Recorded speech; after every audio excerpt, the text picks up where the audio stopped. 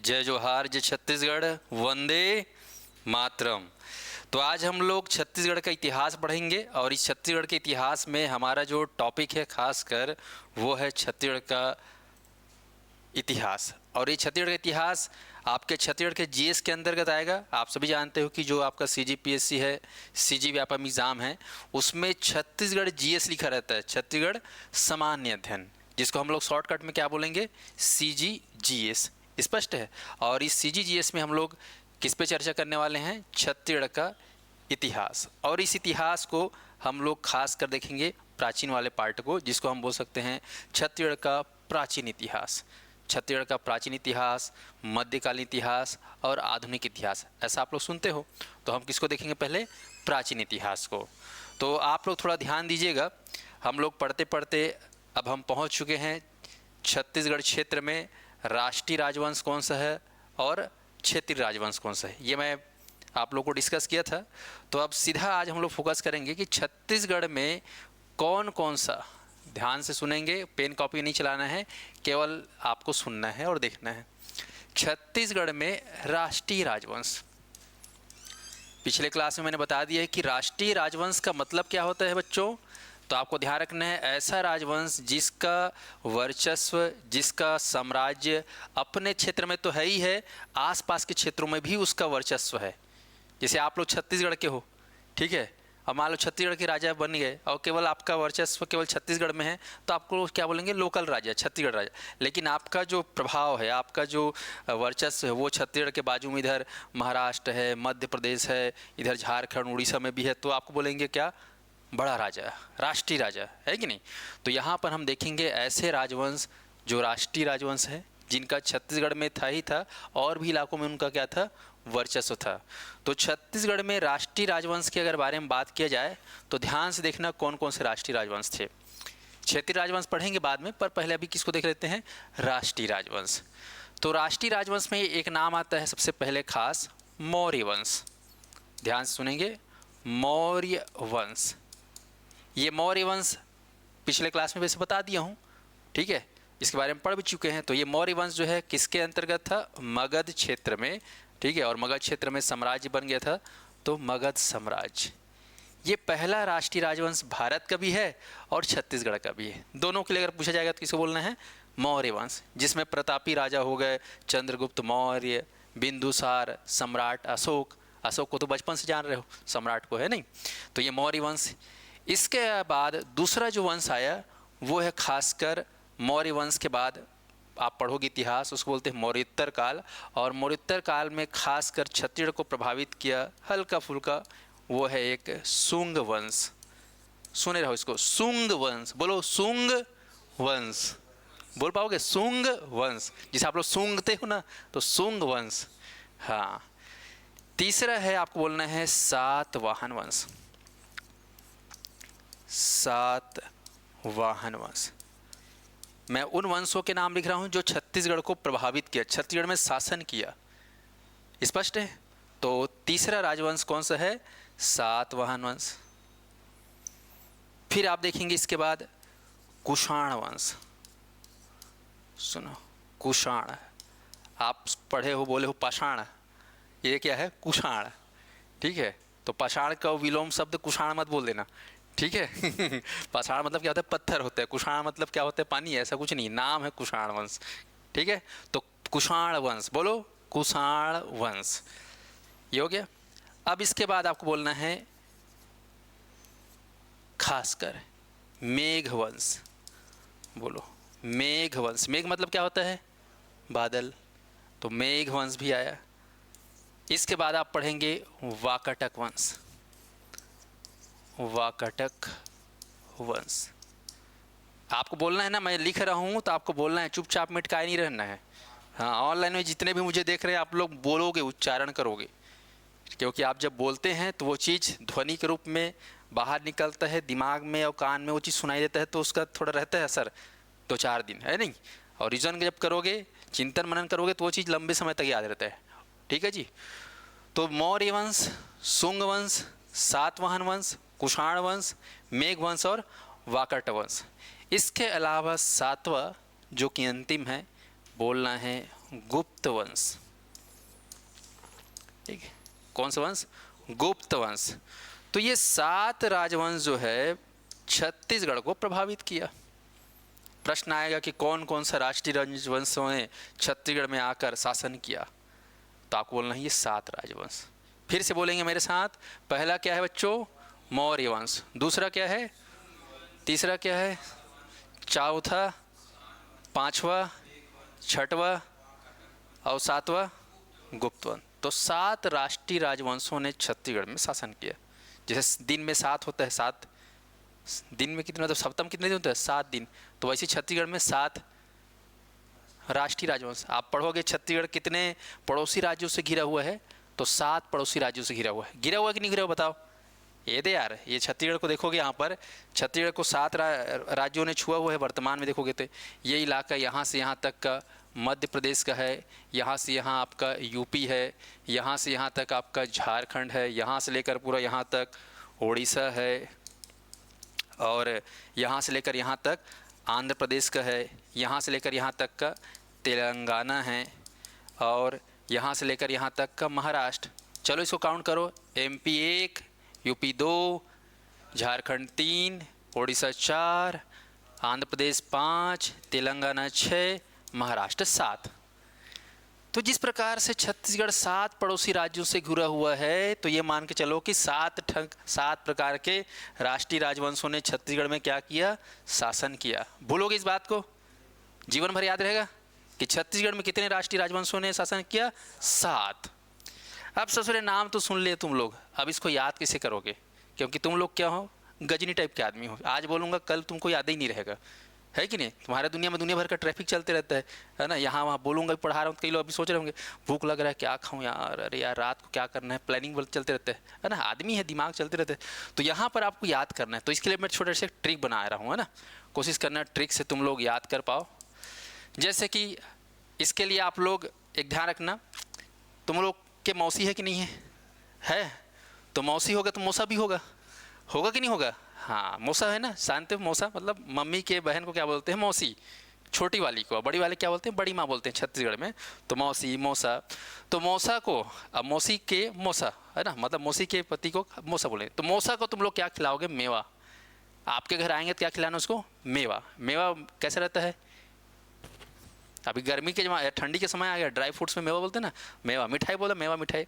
तो मौसा को आपको खुश करना है, ठीक है? तो देखो, मौसा को मेवा खिलाना है।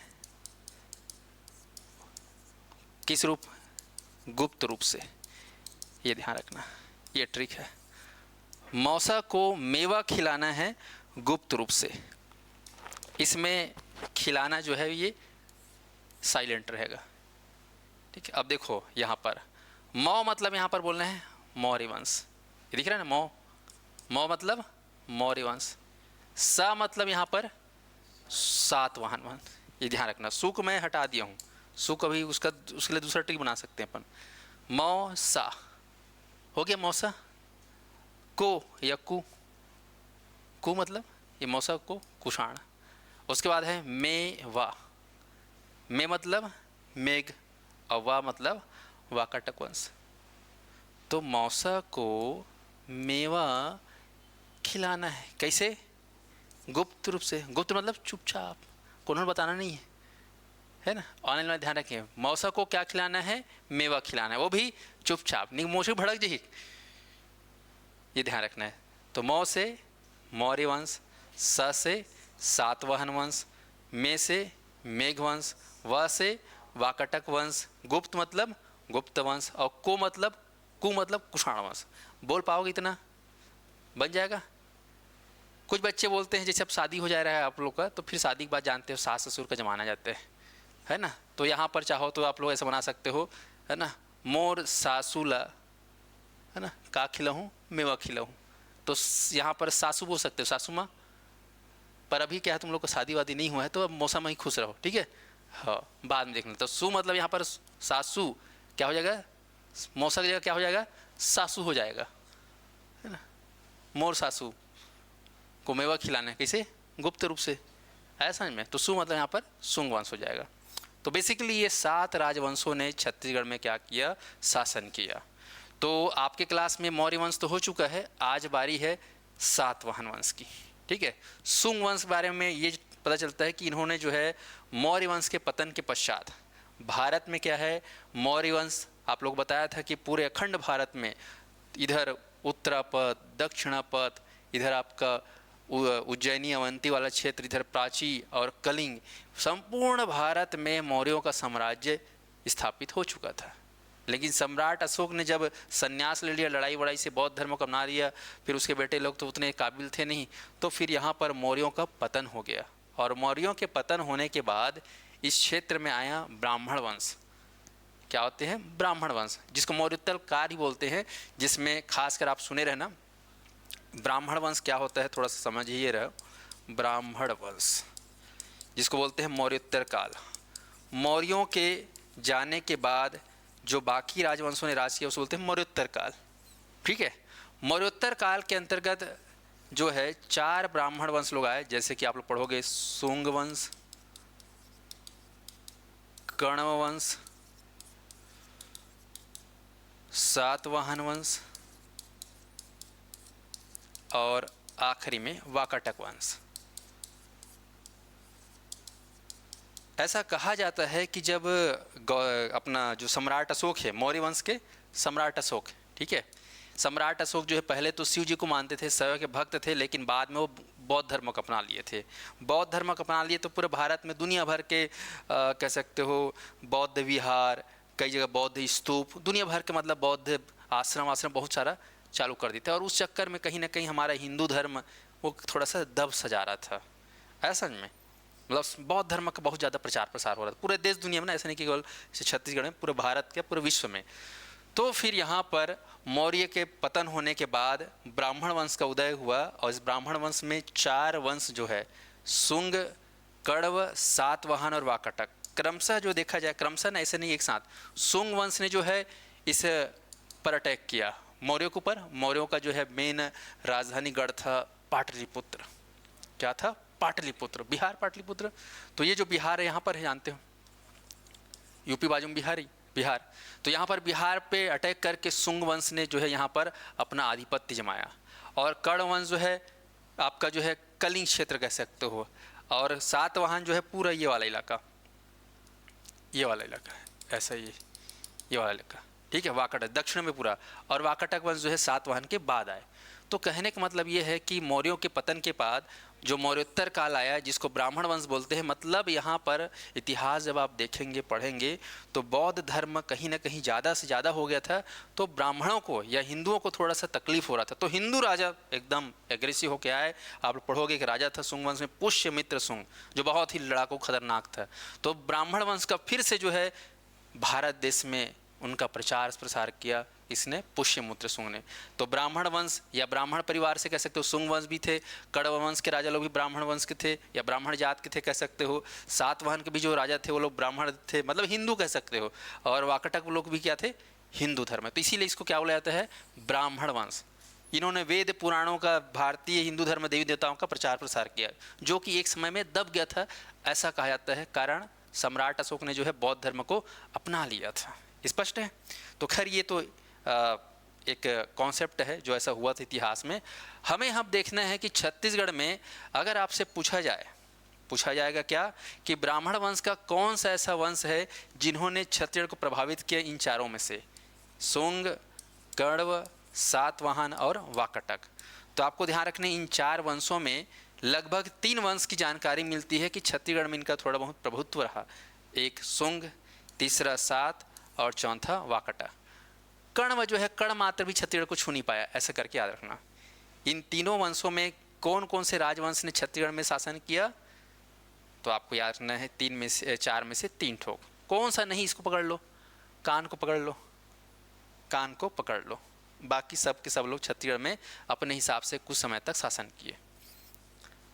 आया समझ में। तो हमको पढ़ना है, सुंग वंश के बारे में उतनी ज़्यादा जानकारी नहीं मिलती है, ठीक है, लेकिन इनके कुछ सिक्के हमें प्राप्त हुए हैं।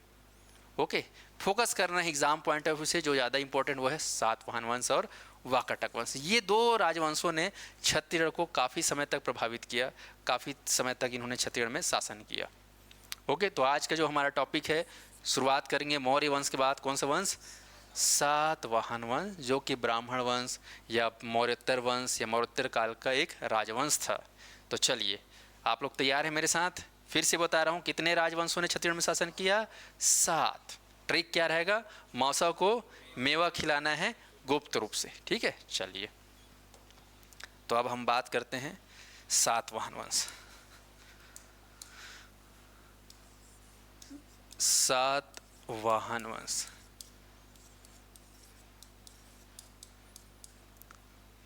इसको आंध्र वंश भी बोलते हैं, ठीक है। आंध्र वाहन वंश भी बोलते हैं, आपको ध्यान रखना, क्योंकि यहाँ पर देखा जाए तो आंध्र क्षेत्र में है इसलिए। अब इसके पीछे बोला जाता है कि सातवाहन वंश को सातवाहन वंश क्यों बोला गया है। तो एक ऐसा पौराणिक मत है इतिहासकारों का कि ये वंश के जो राजा हैं, इनका जो कुल देवता वो था सूर्य। जैसे रामचंद्र के बारे में बात करती थी, राम रघुकुल रीत सदा चली आई, प्राण जाए पर वचन न जाए। तो वो लोग सूर्य को अपना कुल देवता मानते थे। कई लोग चंद्रमा देवता को मानते हैं, है कि नहीं। तो इस टाइप के ये लोग सूर्य को अपना वंश मानते थे। हम लोग सूर्य वंश के करके। तो आप लोग जानते हो, सूर्य जब निकलता है आदि दैविक रूप में, तो 7 घोड़ा आता है सामने। 7 घोड़ा बस फंदाए रहते हैं। फोटो वोटो देखे हो सीरियल वीरियल, है ना। 7 घोड़ा लोग निकलते हैं, तो 7 घोड़ा को फांद के, जैसे तुम लोग बड़ा गाड़ी चलाए हो 2 ठक, भैंसा या गाड़ी या बैला गाड़ी 2 ठक फांदे हो, है ना। और सूर्य भगवान के ठक फांद थे, 7 ठक फांद थे, 7 ठक घोड़ल फांद थे, है नहीं। तो देखे हो कई लोग घर में ऐसे 7 घोड़ा वाला वो सीनरी वीनरी लगाए रहते हैं घर में। वास्तुशास्त्र के हिसाब से 7 घोड़ा को अच्छा माना जाता है कि नहीं। तो यहाँ पर 7 घोड़ा के साथ सूर्यदेव आते हैं। मतलब सूर्य के कितने घोड़े हैं? 7 घोड़ा। सूर्य के 7 वाहन हैं। तो ये लोग अपने आप को, अपने पूर्वज, अपना कुल खानदान, अपना देवता किसको मानते हैं? सूर्यदेव को। तो सूर्यदेव कितने देव चक्का में आते हैं या कितने वाहन में आते हैं? 7 वाहन में। तो नाम क्या रख दिया अपने वंश का? सातवाहन वंश। आया समझ में? अपने आप को सूर्य वंश के संतान मानते हैं, वंशज मानते हैं, इसलिए इसको बोला गया है सातवाहन वंश। स्पष्ट है? तो नाम के पीछे लॉजिक आप लोग को याद रखना है। अब बात करते हैं इनका समय अवधि। कोई भी राजवंश हो, हम देखेंगे इसका समय अवधि कि कब से कब तक इनका शासन रहा। चलिए, तो समय अवधि देखेंगे। फिर देखेंगे इस वंश के संस्थापक, किसने इस वंश को स्थापित किया। फिर हम देखेंगे इनका क्षेत्र, ठीक है। फिर हम देखेंगे इनकी राजधानी। फिर हम देखेंगे इनका वंशावली को। मैं बताया था कोई भी वंश हो, हमको हमेशा टारगेट करना है इन चीज़ों पे, वंशावली, ठीक। और हम देखेंगे स्रोत, ऐसा कौन सा स्रोत है, जरिया है, जिससे हमें इस इतिहास के बारे में जानकारी मिलती है। तो फिर से एक बार फोकस करिए, क्या देखना है? समय अवधि। इसको हम बोल सकते हैं शासनकाल ही बोल सकते हैं ना, कब से कब तक इन्होंने शासन किया। तो इसको मैं बोल सकता हूँ शासनकाल। जैसे कि भूपेश बघेल के शासनकाल कब से कब तक था एज अ चीफ मिनिस्टर, है ना, 2019 से लेकर 2024 था। अभी किसका शासनकाल चला छत्तीसगढ़ में? विष्णुदेव साय चल रहा है कि नहीं। रमन का शासनकाल कब से कब तक था छत्तीसगढ़ में? तो रमन सिंह का शासनकाल। हाँ, मोदी का शासनकाल देख रहे हो, हैट्रिक जमा दिया, है कि नहीं। तो आज के समय में राजा मतलब प्रधानमंत्री और मुख्यमंत्री है। पहले के राजा तो जैसे यहाँ पर देखो, सातवाहन वंश का जो शासनकाल है, ये अगर देखा जाए तो छत्तीसगढ़ में और भारत में अलग अलग है इसका। अगर हम भारत में देखें तो इनका शासनकाल लगभग 60, 64, 62 ऐसा बोला जाता है। तो आपको इसको पूर्णांक में याद रखो, 60, ठीक है। 60 ईसा पूर्व, अंग्रेजी में बोलते हैं ईसा पूर्व को BC, बिफोर क्राइस्ट। 60 ईसा पूर्व से लेकर 240, अब फिर मैं यहाँ से ध्यान से लिख रहा हूँ मैं, आप लोग ध्यान से देखना, ईस्वी अर्थात AD, ये समझने वाली बात है। 60 ईसा पूर्व से लेकर 240 ईस्वी, मतलब लगभग 300 सालों तक, इसको जोड़ोगे ना तो 300 सालों तक जो है भारत देश में पढ़ोगे, दक्षिण क्षेत्र में इनका साम्राज्य चला। 60 ईसा पूर्व, 60 साल बोनस हो गए और 240 और 60 कितना हो गया? 300। ठीक है, तो ऐसा पूरा इसी वाला का लॉजिक पता होना चाहिए, नहीं तो के लोग का दिमाग ही घूम जाएगा। चलो, ये हो गया भारत में। लेकिन छत्तीसगढ़ में अगर देखा जाए तो इनका शासनकाल लगभग 72, ठीक है, 72 ईसा पूर्व से लेकर आपका 200 ईस्वी तक चला, ऐसा आप याद रख सकते हो। अब बोलोगे यार इधर अलग है उधर अलग है, तो इतिहास का लोग अपने अपने हिसाब से बताया है जी, जैसे उनको समझ अध्ययन किए होंगे। ये अपना 200 ईस्वी तक, 40 साल कम कह सकते हो उससे, ठीक है। अब हो सकता है आखिर के राजा लोग जो है छत्तीसगढ़ को कहना चाहिए शासन नहीं कर पाए होंगे, थोड़ा सा सिकुड़ गया उनका क्षेत्र कह सकते हो, ऐसा में। तो छत्तीसगढ़ में अगर देखा जाए सातवाहन का जो है शासनकाल कब से कब तक रहा, तो ये वाला याद रखना है, इसको याद करना है, 72 ईसा पूर्व से लेकर 200 ईस्वी तक। स्पष्ट है। अब आते हैं संस्थापक। तो सातवाहन का संस्थापक या आदि पुरुष तो आपको याद न है, सीमुख, सीमुख, या फिर कई लोग इसको सिंधुक भी बोलते हैं, सिंधुक, या सिसुक भी बोलते हैं कई लोग, जो आपको लगे अच्छा लगे, ठीक है। शक्कर के चाहे बोलो चाहे सरो तक सा बोलो चल जाएगा, इतना बोल पाओगे, सिमुख या सिसुक। तो स से सातवाहन और स से सिमुख। तो सिमुख करके जो राजा था, कहा जाता है कि ये मौर्य वंश में एक सेना या सिपाही रहा करता था, लेकिन अपने दम खम से जो है मौर्यों का पतन करके कह सकते हो, ठीक है, ये मौर्य पतन होने के बाद उसका फ़ायदा उठा के अपने क्षेत्र में साउथ एरिया में जो है इन्होंने राजवंश की स्थापना की, नाम है उसका सिमुख, ठीक है। क्षेत्र बोलने से आपको ध्यान रखना, इसका जो क्षेत्र है वाकई में अगर देखो तो इनका क्षेत्र लगभग ये वाला एरिया, छत्तीसगढ़ का आधा, रायपुर बिलासपुर दुर्ग संभाग और इधर बस्तर संभाग, और ये अपना इतना, ये पूरा एरिया इलाका ये किसका हो गया था, सातवाहन वंशों का। फिर से मैं फोकस करना चाह रहा हूं आप लोग को यहाँ से, ये एरिया, ठीक है, ये सातवाहन वंशों का।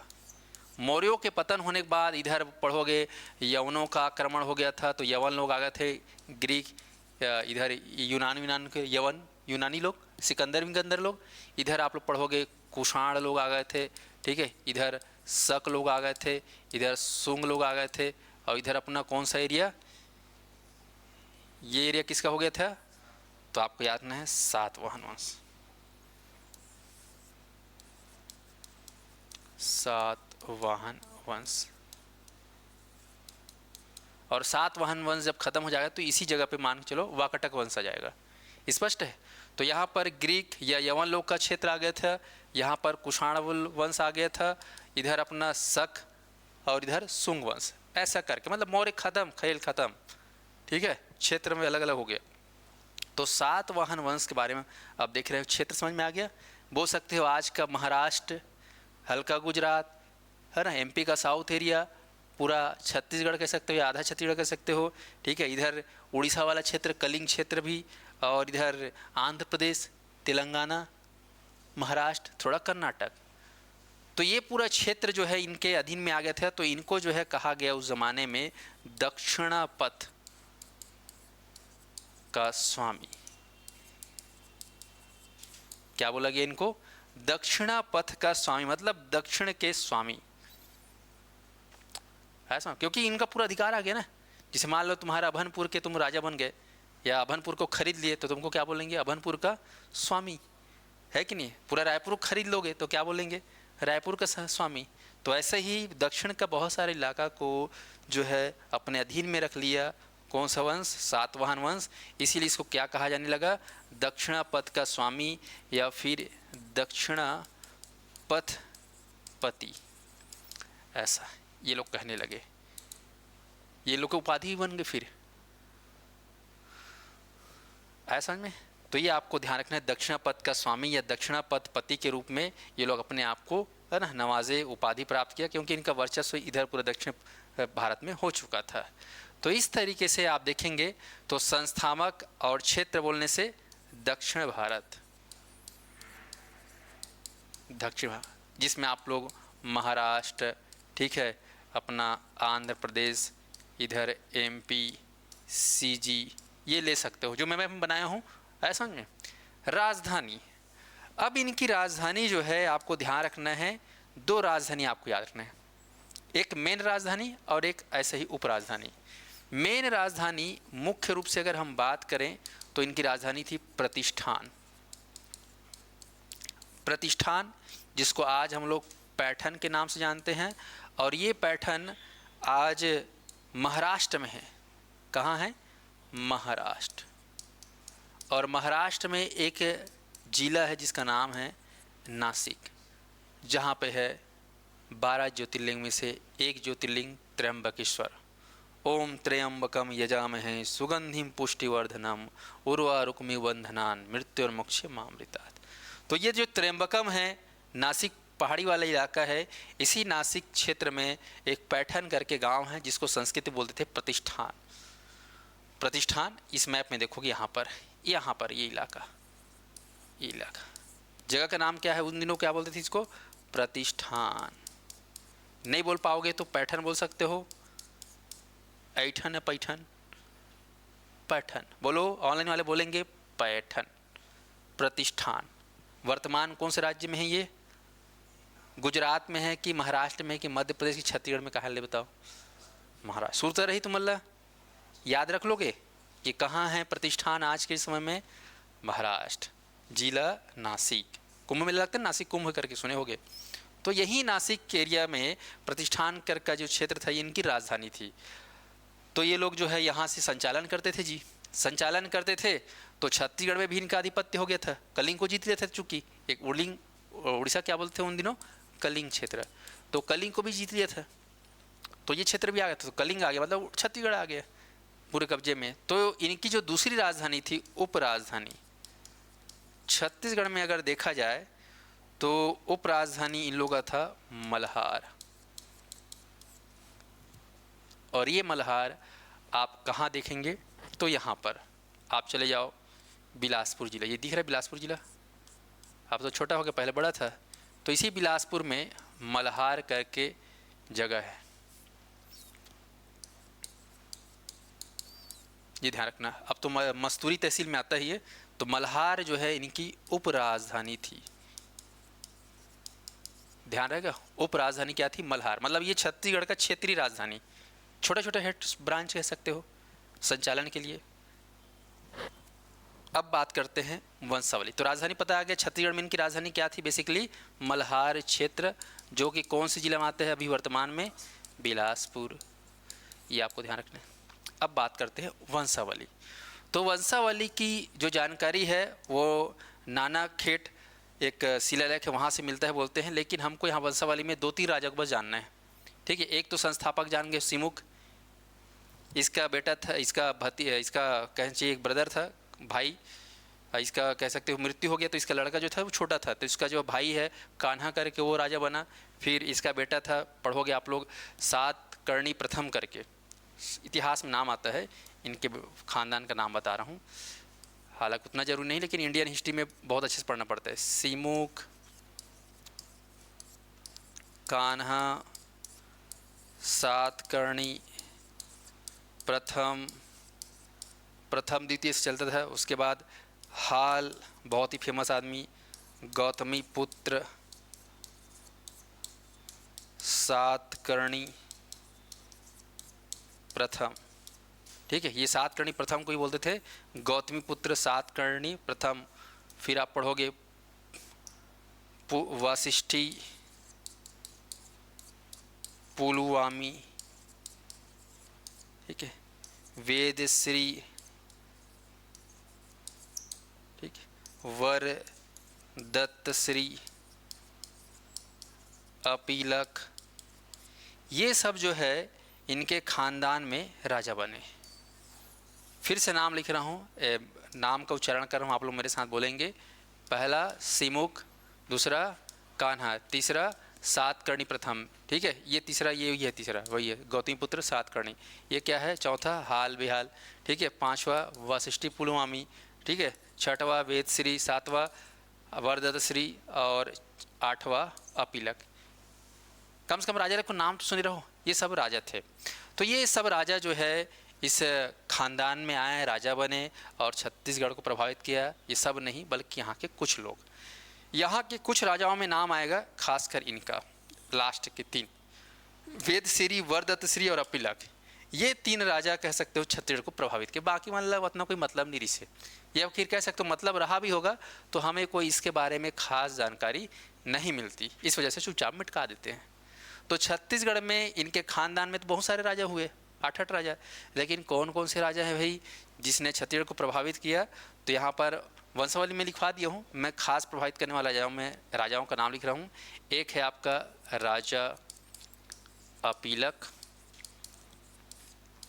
और दूसरा है वेदश्री, और एक है, इसका पूरा नाम लिखते हैं कि राजकुमार था बोलते हैं इसको, कुमार वरदतश्री।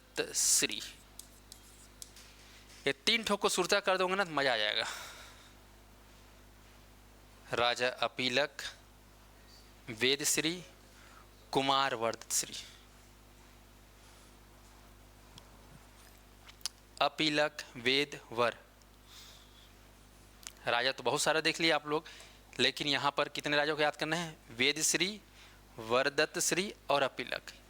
क्योंकि इनके बारे में हमें कुछ ऐसा प्रमाण मिला है जो दर्शाता है कि सातवाहन के शासकों ने छत्तीसगढ़ को प्रभावित किया। इनके बारे में कोई अता पता नहीं, छत्तीसगढ़ को लेकर, कान्हा को लेकर कोई अता पता नहीं। सातकर्णी प्रथम, सातकर्णी प्रथम जो गौतमी पुत्र सातकर्णी, ये जो है इस पूरे खानदान का सबसे ताकतवर या परम प्रतापी शासक था। कौन? गौतमी पुत्र सातकर्णी प्रथम, जिसने कलिंग क्षेत्रों को जीता और बहुत सारा लड़ाई लड़ा था। जबकि ज़्यादा दिन ये शासन नहीं किया, 9-10 साल तक शासन किया बोलते हैं, लेकिन बहुत ही अपने ताकत से, बाहुबल से बहुत सारे क्षेत्र को जीत लिया था। तब से ये लोग कहनाने लगे दक्षिणापथ स्वामी, दक्षिण के राजा। ओके, तो हर वंश में जरूरी नहीं कि सब राजा ताकतवर हो, गिने चुने है ना। तो 8 में से कौन सबसे ताकतवर था? गौतमी पुत्र सातकर्णी, और इनका भी नाम बहुत फेमस है, ये प्रसिद्ध राजा थे। ये हाल जो है, हाल इंडियन हिस्ट्री में पढ़ोगे, हाल ये बहुत टैलेंटेड राजा थे। ये गाना बजाना कवि ववि भी थे और शायर भी थे। कई तो राजा लोग थे ना इंटरटेनिंग वाला राजा, ठीक है। तो खैर, जैसे हमारे भूपेश बघेल इंटरटेनिंग वाले सीएम थे, कहीं भी उलान बाटी खा देते थे, कहीं भी नहा देते थे, कहीं भी बाटी वाटी खेलते थे, कहीं भौरा वौरा चला लेते थे। और अभी वाले राजा क्या है, थोड़ा सा संकोची टाइप के स्वभाव के, है नहीं। तो सब राजाओं का, सबका पर्सनालिटी अलग अलग होता है। तो यहाँ पर देखोगे तो हाल का पर्सनालिटी अलग था, गौतमी पुत्र सातकर्णी अलग था। ओके, चले तो बात किसकी होगी छत्तीसगढ़ में? वेदश्री की, वरदतश्री की और अपीलक की। अब बात करते हैं स्रोत। ऐसी कौन कौन सी जानकारी है जो बताता है छत्तीसगढ़ में सातवाहन वंश के बारे में? तो आपको याद रखना है, इसमें है कुछ यात्रा वृत्तांत जिसे पता चलेगा, कुछ मुद्राएं हमें प्राप्त हुई हैं इनसे पता चलेगा, साथ ही साथ कुछ हमें शिलालेख प्राप्त हुए हैं और कुछ हमें काष्ठ अभिलेख प्राप्त हुए हैं। तो ये खास कर सातवाहन वंश के बारे में कौन कौन सा है जिस जानकारी देगा? यात्रा वृत्तांत से पता चलता है, कुछ मुद्राएं मिली हैं उनसे पता चलता है, कुछ शिलालेख और कुछ काष्ठ अभिलेख। यात्रा वृत्तांत मतलब समझते हो ना, कोई आया यहाँ कुछ दिन रहा और लिख के चला गया। जिसे मान लो मैं भेज दूंगा तुमको, जाओ तो अमेरिका जाओ, 2-4 साल रह के आना और थोड़ा सा वहाँ पढ़ पुढ़ा के आना। तो 2-4 साल में वहाँ के बारे में कुछ तो बता पाओगे, रहोगे तो बताओगे नहीं। तो छत्तीसगढ़ में देश विदेश के लोग आते रहे होंगे, तो वो लोग कुछ बताए हैं, अपने साहित्य में लिखे हैं कि छत्तीसगढ़ ऐसा था वैसा था करके। मुद्राओं मिले हैं, सिक्का विक्का, शिलालेख मिला है, काष्ठ अभिलेख। शिलालेख मतलब पत्थर में कुछ लिखा गया है, ठीक है। और काष्ठ अभिलेख मतलब, काष्ठ मतलब होता है क्या होता है काष्ठ मतलब? लकड़ी। तो लकड़ी में कुछ लिखा हुआ मिला है। तो ये 4 आधार हैं बेसिकली जो बताता है कौन से वंश के बारे में? सातवाहन वंश के बारे में। ओके, तो अब इतना तो जान लिए। अब मैं यहाँ पे आप लोग को ले जाने वाला हूँ, जाओगे मेरे साथ? इसके रिसोर्स में जाओगे? मज़ेदार है ना। तो थोड़ा सा जाने से पहले एक बार फिर से रीजन मान लो मेरे साथ। सातवाहन वंश का समय अवधि कब से कब तक था? 72 ईसा पूर्व से लेकर 200 ईस्वी। संस्थापक कौन था भाई इस वंश का? सिमुक। सातवाहन का संस्थापक सिमुक। क्षेत्र कौन सा था? दक्षिण भारत।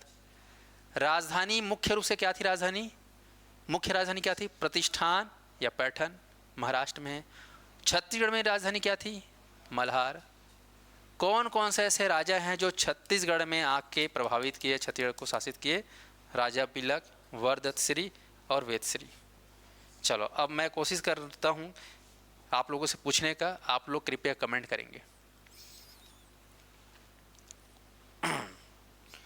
तो आप लोग मुझे बताएंगे कि सातवाहन वंश का संस्थापक कौन है? कौन था संस्थापक? सिमुक। इन लोग का राजधानी छत्तीसगढ़ में कौन सा था? मल्हार। Very good. और इनका मेन राजधानी क्या था? प्रतिष्ठान, पैठन। ठीक है। छत्तीसगढ़ में कौन कौन से राजा है जो प्रभावित किए छत्तीसगढ़ को? सातवाहन का अपीलक और वेदश्री और कुमारवर्ध। Very good. सातवाहन वंश, ठीक है, इनका क्षेत्र कौन से क्षेत्र में लोग रहते थे बताओ? दक्षिण भारत में। इन लोगों को एक उपाधि प्राप्त थी। कौन सी उपाधि? तो आपको याद है दक्षिण पथ स्वामी। एक उपाधि मैं यहाँ पे लिख देता हूँ लो यहाँ पे लिख देता हूँ उपाधि को। इन लोगों ने कौन सी उपाधि धारण किया था? तो आपको बोलना है दक्षिण पथ स्वामी या दक्षिण पथ पति। है समझ में? जैसे आप लोग के पास लाखों रुपये हो जाएगा तो आप लोग क्या कहलाओगे? लखपति। करोड़ों रुपये होगा तो क्या कहलाओगे? हाँ, तो दक्षिण इनका हो गया तो क्या कहलाएंगे लोग? दक्षिणापथ पति। सॉरी, हाँ ठीक है, दक्षिणापथ पति या दक्षिणापथ स्वामी। स्पष्ट है? तो चलिए अब हम चलते हैं यात्रा की ओर। तो मेरे साथ तैयार हो जाएंगे यात्रा के लिए। देखो अब जो है यहाँ पर छत्तीसगढ़ में सूर्य वंश के वंशज लोग छत्तीसगढ़ विजिट करने आएंगे, राजा लोग। तो विजिट कैसे करने आएंगे? तो आप ध्यान रख रहे हैं यहाँ पर मैं थोड़ा सा इसको एक अलग तरीके से बताने का प्रयास करूँगा। एक चक्का, दो चक्का, तीन चक्का, चार चक्का, ये पांचवा चक्का, ये छठवा चक्का और ये सातवां चक्का। काबर 7 चक्का बना हो ले बताओ? 7 राजा इसलिए क्योंकि इनका नाम है वंश का सातवाहन वंश। आया समझ में? तो 7 चक्का बना देता हूँ। ये देखो ये चक्का,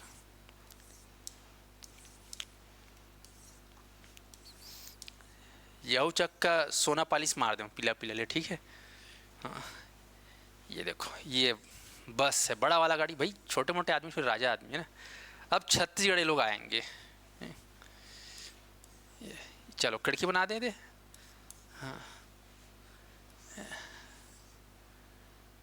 चलो ये स्टीयरिंग है।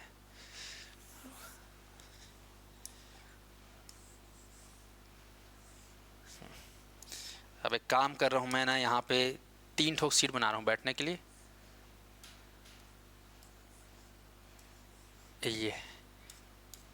ये 3 सीट है, ठीक है? तीनों सीट में 3 आदमी बैठा रहा हूँ, ठीक है?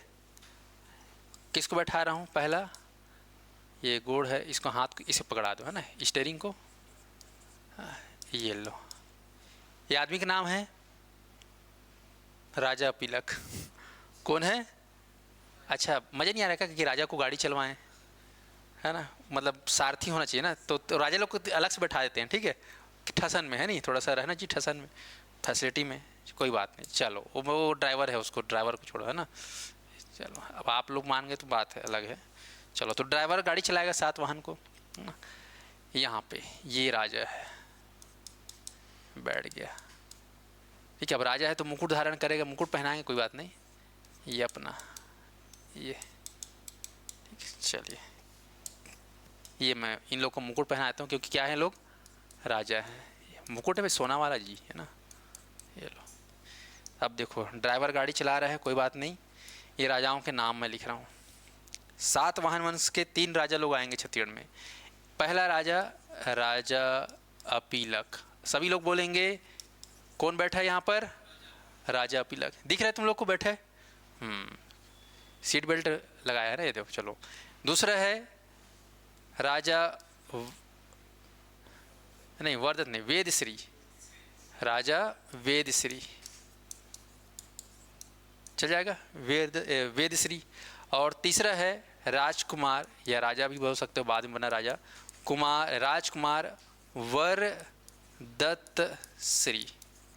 चलो, ये 3 लोग को पकड़ो, दिखना चाहिए। राजा अपीलक, वेदश्री, वरदत्त श्री, ये लोग कहाँ आ रहे हैं? छत्तीसगढ़ विजिट करें। कहाँ से आ रहे हैं? पैठन से। कहाँ रुकेंगे? मल्हार में। स्पष्ट है? चलो, तो यहाँ पर आपको ध्यान रखना है, जानकारी जो मिलेगी और जानकारी जो पाएंगे, तो चर्चा हो रही है यहाँ पर। पहला पॉइंट, यात्रा वृत्तांत। हम डिस्कस करने जा रहे हैं यात्रा वृत्तांत को लेकर। तो यात्रा में कौन आ रहे हैं? राजा अपीलक, वेदश्री और राजकुमार वरदश्री। लेकिन इस यात्रा वृत्तांत को मैं और थोड़े से अलग तरीके से आप लोग को बताना चाहूँगा, क्योंकि यहाँ पर इन लोग का जब शासन चल रहा था, तो यहाँ पर मिस्र से, मिस्र जो कि आज देखोगे तो अफ्रीका महाद्वीप में है, मिस्र को बोलते हैं इजिप्ट। आप लोग सुने होंगे मिस्र का पिरामिड, सुने हो मिस्र का पिरामिड? 7 अबूजा में से एक मिस्र का पिरामिड। तो मिस्र जो है, भारत जो है देश है ना, यहाँ पर देखो कहाँ है भारत का मैप, ये भारत देश है ना। तो भारत इधर आपका ब्रिटेन, इधर अफ्रीका है ना, इधर मैप में से जाओगे तो जैसे अरब इधर है, सऊदी अरब इधर बाजू में, अफ्रीका में मिस्र। तो मिस्र के एक विदेशी यहाँ पर आया, जिसका नाम था, विदेशी यात्री था, आपको ध्यान रखना है, मिस्र का विदेशी कह सकते हो इसको, विदेशी यात्री आया जिसका नाम था Ptolemy.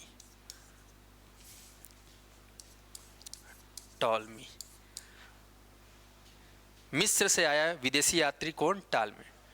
Tell me something, XYZ ऐसे कहता है, टेल मी या टालमी। तो टालमी जब आया था तो उन्होंने देखा छत्तीसगढ़ को। इसने क्या देखा? ये ले टालमी का मैं बना दिया मुड़ी कान, ठीक है। ये किसको देखेगा? छत्तीसगढ़ को। ये छत्तीसगढ़ में आया है। लो, छत्तीसगढ़ में छोटा सा काम करो, अपने पास हथियार है।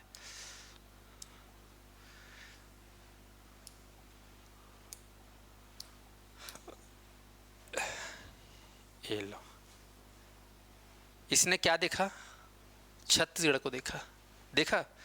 छत्तीसगढ़ जो है उन दिनों केवल इतना ही नहीं था, बल्कि ये भी क्षेत्र था। इधर आपका जो उड़ीसा है ना, उड़ीसा, इधर संबलपुर है। संबलपुर में आप लोग सुने होंगे जलाशय है हीराकुंड, सुने हो? हीराकुंड जलाशय, हीराकुंड बांध जी, भारत का सबसे लंबा बांध। कौन सा बांध? हीराकुंड बांध। तो ये जो हीराकुंड है, इसका नाम हीराकुंड क्यों पड़ा था पता है? आप जानते हो इन लोग का जो वंश है, आज से ईसा पूर्व, मतलब आज से 2100 साल पहले की बात है। आज से 2000 साल पहले उड़ीसा के हीराकुंड में हीरा मिलता था, इसलिए उसका नाम क्या पड़ा था? हीरा। इतना खुदाई हुआ कि खुदरा हो गए, और खुदरा में क्या हो गया? डबरा बन गया, डबरा में पानी भरा गया, भरा का बांध बन गए, ऐसे समझिए। लेकिन आज से 2000 साल पहले ही वहाँ कहाँ निकला था से हीरा, जिसने नाम क्या रख दिए? हीराकुंड। जैसे आप लोग जाओगे इधर आंध्र प्रदेश में गोलकुंडा, वहाँ से कोहिनूर हीरा मिला था बोलते थे। तो ये जो टालमी है, अपने साहित्य में बताया कि छत्तीसगढ़ का क्षेत्र जो है, क्योंकि संबलपुर छत्तीसगढ़ में आता था, तो यहाँ पर हीरा मिलता है। आप लोग चले जाओ यहाँ देवभोग मैनपुर में, हीरा मिलता ही नहीं मिलता है।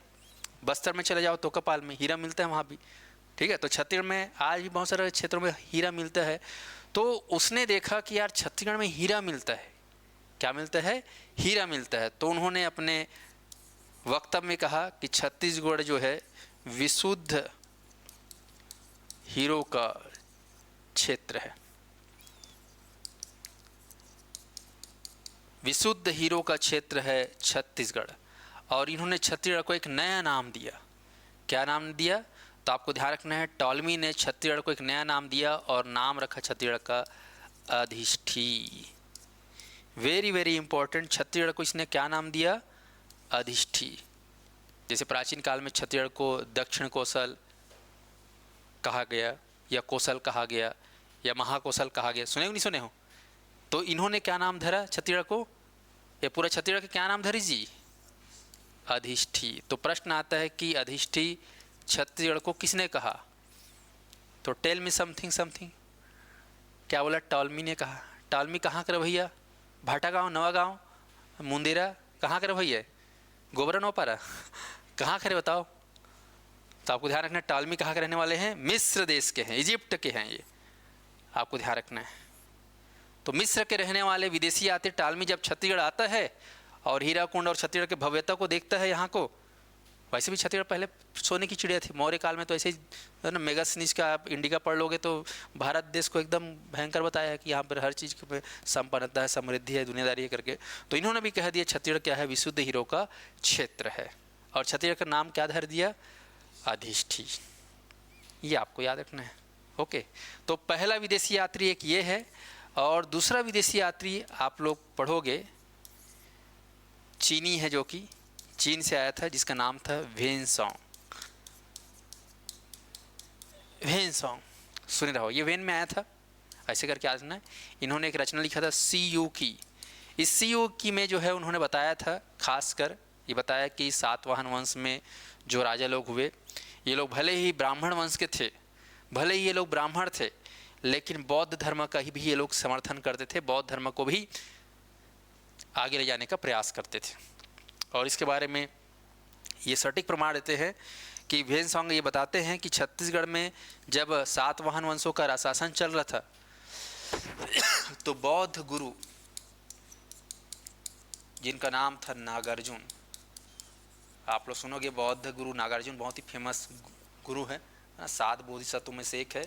तो इनका जब आगमन हुआ था नागार्जुन में, छत्तीसगढ़ में दक्षिण कोसल क्षेत्र सिरपुर में, तो इनका भव्य स्वागत किया गया था सातवाहनकालीन शासकों के द्वारा।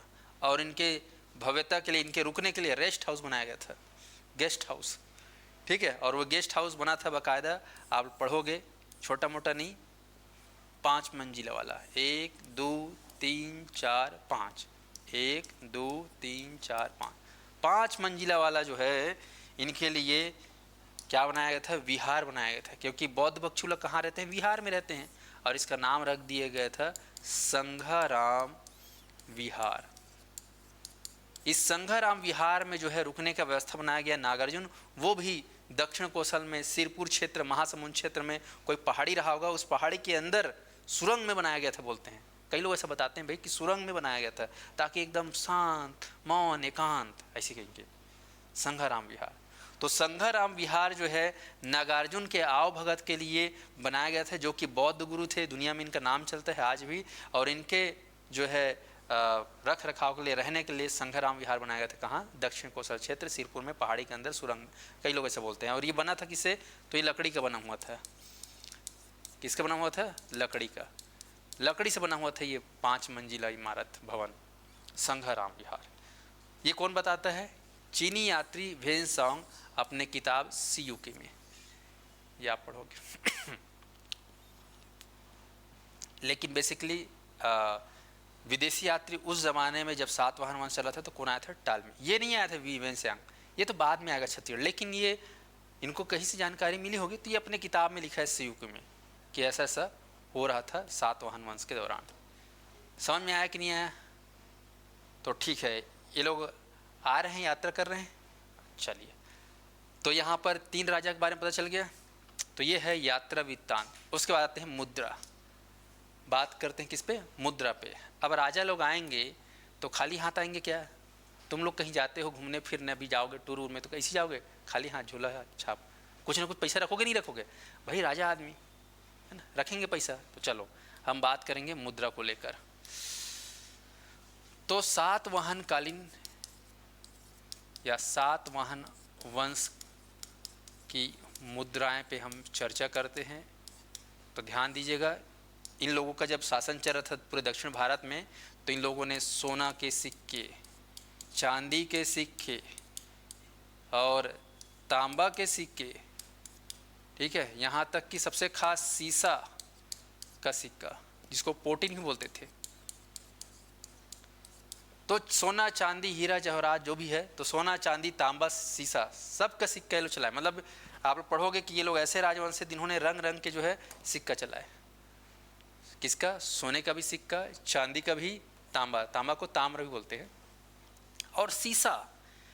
भारतीय इतिहास में सीसे का सिक्का चलाने वाला सबसे ज़्यादा सिक्का सीसा का, या जिसको पोटीन बोलते हैं, वो सातवाहन शासन कालों के राजाओं ने चलाया। तो सा से शासन, सॉरी, सा से सातवाहन और सा से सीसा, याद रहेगा। सीसे के सिक्के लेड आधारित, तो सीसे के सिक्के जारी किए थे। कहा जाता है कि सातवाहन में सबसे ज़्यादा सिक्का हमको यही इसी का मिला है। लेकिन हमको जो है यहाँ पर खास सबको देखना है, सोना का भी देखेंगे, चांदी का भी देखेंगे, तांबा का भी, जो ठीक है। तो खैर सातवाहन वंश की मुद्राएं हमको मिला है, खासकर आप ध्यान देंगे। इनके सिक्के हमें मिले हैं, एक खास जगह है बालपुर, है ना, मल्हार और चकरबेड़ा। ये 3 जगहों को आप खास करना है। और एक चीज़ आपको ट्रिक याद बता रहा हूँ, एक याद करने का तरीका। जब भी सातवाहन वंश की बात होगी तो आपको 2 ही जिला को पकड़ना है, एक बिलासपुर जिला और एक शक्ति जिला। ये 2 जिला को अगर पकड़ लिए तो सातवाहन वंश खत्म। बिलासपुर जिला और शक्ति जिला। फिर से बोल रहा हूँ, कौन सा जिला? बिलासपुर जिला और शक्ति जिला। ये 2 जिले हैं जहाँ पर इनसे लेकर कई सारे प्रमाण हमको मिले, बिलासपुर और शक्ति। बस। तो बालपुर जो है अगर देखा जाए तो ये कहाँ है? शक्ति जिला में है वर्तमान, क्योंकि शक्ति नया जिला बना है ना 3300, पहले जांगीर छापा था बालपुर। मल्हार जो है बिलासपुर में है, मस्तूरी तहसील के अंतर्गत। चकरबेड़ा भी कहाँ है बोलने से? बिलासपुर में है। स्पष्ट है। तो ये 3 जगहों में जो है हमको खास मिला है सिक्का या मुद्रा। तो इसको भी याद कैसे करोगे? ध्यान रखना, बालपुर में जो है राजा अपीलक का सिक्का मिला है, मल्हार में भी राजा अपीलक का सिक्का मिला है, चकरबेड़ा में किसका सिक्का मिला है? राजा अपीलक का सिक्का मिला है। बन जाएगा, पैसा वाला है ना, बड़े राजा। तो राजा अपीलक का सिक्का बालपुर, मल्हार और चकरबेड़ा। अब इसको याद करना है यार, क्योंकि आप लोग बताया ना, याद तो ज़्यादा रहता नहीं, गजनी टाइप के आदमी है अपन, तो इसको याद करेंगे ट्रिक के माध्यम से। तो देखो इसको बना दो, BMW। आप लोग सुने हो कंपनी BMW क्या बनाती? BMW car. पैसा वाले लोग खरीदते हैं उसको। तो BMW समझ लो भाई, यहाँ पर BMW, B for Balpur, M for Malhar और W कैसे याद करो? चक्करबेड़ा। तो W को अंग्रेजी में बोलते हैं व्हील, और छत्तीसगढ़ के लोग व्हील मतलब क्या बोलते हैं? चक्का, गाड़ी चक्का। तो चक्का मतलब ये दे चक्कर बेड़ा, बन जाएगा व्हील। W मतलब व्हील, व्हील मतलब चक्करबेड़ा। तो यहाँ पे आपको ध्यान रखना है, ये जो आप देख रहे हो, लो ये जो बस दिख रही है, गाड़ी दिख रही है, बड़ी गाड़ी, ये कौन सी कंपनी की बाबू रे बताओ? हाँ, अब फबत नहीं फबत बताओ, ये कौन सा ब्रांड का गाड़ी है? हाँ, BMW। अल्टो नहीं, मारुति वारुति नहीं है ना, सस्ता वाले। कौन सा वाला है? BMW। तो याद रखना, BMW, B for Balpur, M for Malhar, W for Chakkarbeda. ये आपको ध्यान रखना है। तो ये देख लो BMW चक्का, ये सोना वाला चक्का है, इसमें आए थे। तो मुद्रा हमको कहाँ कहाँ मिला है? तो जब भी बोला जाएगा सातवाहन का मुद्रा, तो मुद्रा से आपको क्या खरीदना है? BMW का। क्या खरीदोगे? पैसा से। मुद्रा मतलब पैसा, सिक्का। तो BMW से क्या खरीदोगे? BMW मतलब मुद्रा से क्या खरीदोगे? BMW। BMW तो समझ में आ गया ना। तो मुद्रा मतलब आपको BMW को याद रखना है। BMW से आप जो है याद रखना, B फॉर बालपुर, M से मल्हार और W से चक्करबेड़ा। इतना याद कर लोगे? चलिए अब हम चलते हैं। तो जीवन भर याद रख लोगे ना, BMW। हाँ, अब यात्रा भी देख लिए, टॉलमी ने कह दिया छत्तीसगढ़ को अधिष्ठीय और विशुद्ध हीरो का क्षेत्र। मुद्रा देख लिए आप लोग, BMW, और यात्रा वितान में टालमी। अब कौन सा आएगा? शिलालेख। तो शिलालेख की जब भी बात होगी तो आपको जो है कहाँ जाना है, तो आप चलना है मेरे साथ कहाँ? शक्ति जिला। और शक्ति जिला में एक क्षेत्र है यहाँ पर ऊपर में, जिसका नाम है गुंजी। गुंजी एक गांव है जिसको दमऊ दरहा भी बोलते हैं, और यहीं पर हमको पहाड़ में चट्टान मिला है, और इस चट्टान में कुछ लिखा हुआ है, इसलिए इसको बोलते हैं गुंजी शिलालेख। तो गुंजी नामक पहाड़ी स्थान में उस चट्टान में लिखा हुआ है, तो नाम रख दिया क्या? गुंजी शिलालेख। ये गुंजी शिलालेख बहुत ही फेमस है, और इसी गुंजी शिलालेख में जो है हमको सातवाहन के राजा, ध्यान रखना, सातवाहन के राजा कुमार वरदत्तश्री, इसके बारे में एक अनोखी जानकारी मिलती है। क्या है वो अनोखी जानकारी? तो आपको ध्यान रखना है कि कुमार वरदत्तश्री, जो कि सबसे आखिरी में बैठा था, तीसरे नंबर का, वो राजा जो है हैप्पी बर्थडे मनाने आया था, यहाँ पर बर्थडे मनाने आया था। पहाड़ पिकनिक जैसे तुम लोग जाते हैं ना, पिकनिक स्पॉट, वो गुंजी आज भी देखो तो पहाड़ एरिया, जहाँ वहाँ पर नदी है, पहाड़ है, पर्वत है, झरना है। प्राचीन काल में वहाँ पर महाभारत काल में ऋषभदेव का आश्रम भी था, ठीक है। तो ये गुंजी शिलालेख में हमें जानकारी मिलती है राजा कुमार वरदत्तश्री के बारे में, कि इन्होंने अपने बर्थडे के समय में, या फिर कह सकते हो दीर्घायु के लिए, या फिर अपनी आयु को बढ़ाने के लिए 1000 गायों का दान किया था। क्या किया था इन्होंने? गौदान। 1000 गाय। जैसे आप लोग भी पैसा वाला बनोगे, जैसे सलमान खान, शाहरुख खान लोग देखना चैरिटी में बहुत सारा डोनेट कर देते हैं पैसा, कई सारे बच्चे लोग को वो लोग पढ़ाते उड़ाते हैं ना, इतना सारा पैसा जी। तो यहाँ पर उस ज़माने में गौदान का क्रेडिट था, चक्कर था। तो गौदान का जो है उन्होंने किया था, जिसके बारे में जिक्र कौन से शिलालेख में लिखा हुआ है? गुंजी शिलालेख। पूरा गुंज गया इलाका कि फलाना राजा, सातवाहन वंश के राजा कौन? कुमार वरदत्तश्री अपन दीर्घायु, अपन आयु बढ़ावर के ठग गाय दान करीस जी? 1000 गाय दान करीस। इला सुरता रख रहा हो तुम्हारा कि 1000 गायों का दान किसने किया? अपिलक ने, शिशुक ने, गौतमी पुत्र सातकर्णी ने, वेदश्री ने, कि कुमार वरदत्तश्री ने? कुमार वरदत्तश्री। तो राजकुमार था, बर्थडे मना रहे थे उसको, ऐसे करके याद रखना है। तो गुंजी शिलालेख आपको याद रखना है। ये गुंजी शिलालेख जो है प्राकृत भाषा में लिखा गया है, आपको ध्यान रखना है। भाषा प्राकृत और लिपि है इसका ब्राह्मी। पूछ देगा कौन से अक्षर में लिखे हैं, कौन से में, तो अंग्रेजी मत बोल देना, छत्तीसगढ़ी भी नहीं बोलना है, छत्तीसगढ़ गोंडी वोंडी भी नहीं, क्या बोलना है? प्राकृत भाषा और ब्राह्मी लिपि में लिखा गया है गुंजी। क्या लिखा गया है? तो 1000 गायों का दान किया गया दीर्घायु के लिए, ठीक है। किस राजा के लिए? कुमार वरदत्त। चलिए अब बात करते हैं अगला जानकारी। शिलालेख जान गए, गुंजी। अब आना है काष्ठ अभिलेख। तो काष्ठ अभिलेख मतलब यहाँ पर यातना काष्ठ अभिलेख, इसको काष्ठ स्तंभ बोलते हैं, काष्ठ स्तंभ, ये ध्यान रखना है। इसको यज्ञ अभिलेख भी बोलते हैं। तो ये काष्ठ स्तंभ लेख ये हमको कहाँ मिला? तो आपको ध्यान रखना है, ये भी हमें शक्ति जिला में मिला है। शक्ति जिला में आप जाएंगे तो शक्ति के अंतर्गत आप जाओगे तो डभरा करके तहसील है, डभरा तहसील, वहीं एक गांव है जिसका नाम है किरारी। यहाँ पर एक तालाब है, हीराबंद तालाब। इसी तालाब में जब खुदाई वदाई हो रहा था, तालाब का निर्माण हो रहा था, तो वर्ष 1921 में,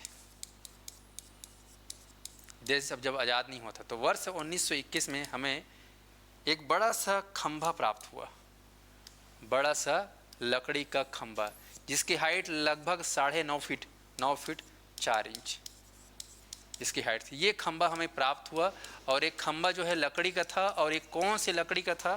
तो आपको ध्यान रखना है, ये लकड़ी था साल का। जानते हो साल या सरई, जो कि छत्तीसगढ़ का क्या है? राजकीय वृक्ष है।